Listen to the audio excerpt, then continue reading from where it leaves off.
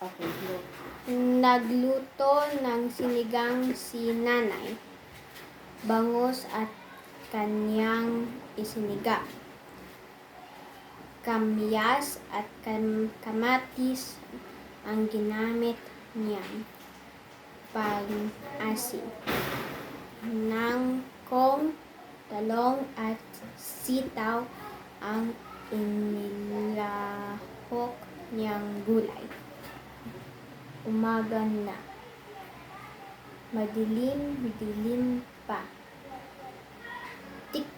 Tiklaok ang sabi ng manok. Nagising si Aling Lina. Tumayo siya at pumunta sa kusina. Ang inang bebe at ang 5 siw-siw. Namasya Louder anak so that the rest will. inahing bibig kasama ang 5 siw-siw. Nagpunta sila sa ilog. Lumangoy sila rito. Masayang sila. Marumi si Neneng. Louder. Ang dumi-dumi ni Neneng. Pinaliguan siya ng nanay. Binihisan siya ng damit ng panlaro. Sinukulayan siya. Nilagayan siya ng laso sa buhok. Maganda na si Neneng. Si Chita. Nasa halaman si Chita. Namimitas siya ng mga rosas. Ilagay niya ito sa florera. Ilay niya ito sa berhen. Si Nene. Malikot si Nene. Kinuha niya ang gunting. Kunuha niya ang aklat ni Kuya. Ginipit niya ito. Nakita siya ng nanay.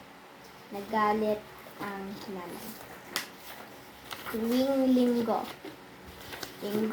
na naman. Bihis na bihis ang nanay at tatay.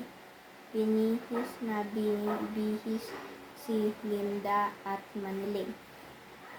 Pupunta sila sa simbahan. Mamasal siya pagkasimba. Ang manika ni Dulce. May bagong manika si Dulce. Rosas ang kulay ng damit ng manika. Mahaba ang itim na buhok nito. Nakalakad din ito kapag inakad. Ang uniforme. Papasok na sa paaralan si Minda. Nagsusot siya ng uniforme. Puti ang kanyang bulsa. Asul ang kanyang palda. Itim ang kanyang sapatos. Ako ay kabayo. Kaibigan niyo ako. Mabilis ako tumakbo. Kalso ang hila-hila ko. Pagkain ko. Si Olet. 7 taon na si Olet. Nag-aral na siya nag-unang. Baitang niya siya. Si Bid Santos ang kanyang guro. malusog na bata. Malusog na bata si Cindy. Uminom siya ng gatas. Kumakain siya ng itlog at gulay.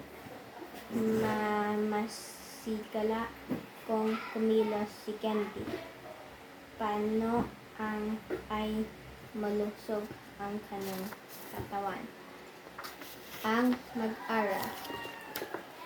Binukasan ni Arding ang kanyang bag. Kumuha siya ng kawadereno. Kumuha siya ng lapis. Binuklat niya ang isang aklat. Piyesta ng bayan. Piyesta ng bayan. May palamuti ang kalsada. May musikong lumigin. May maraming bisita ang dumarating. Masarap ang pagkain. Ang